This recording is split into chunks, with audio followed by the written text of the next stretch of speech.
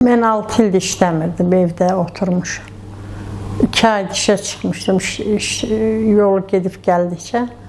Baxdım ki, çox narahatam, yolu gedə bilmirəm. Təngə nəfəslik olur, əldən düşürsən də getmək istəyir. Əlim qalırdı burada ürəyimdə. Heç məndə ürəkdə ağrı olmuyor, bilmirdim ürəkdir. Dedilər ki, şəkərdən də ola bilər də, belə səndə ürək sirkələnməsi. 6 ildir şəkər xəstəsiyəm. Elə bir dərmanlarımız vardı da, həkim yazmışdı, biz onları qəbul edirdik.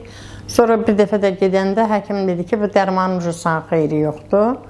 Başqa dərmana keçmə, insulinə. Dedim, yox, insulinə istəmirəm. Amma içirdim, yenə o dərmanı alıb içirdim. Həkimin sözünə baxmadım da. Dedi, dəyiş dərmanı, dəyişmədim, insulinə keçmədim.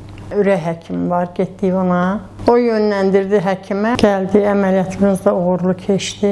Klinikada çox gözəl baxırlar. İstər xəstə baxıcısı olsun, istər medsestrası olsun.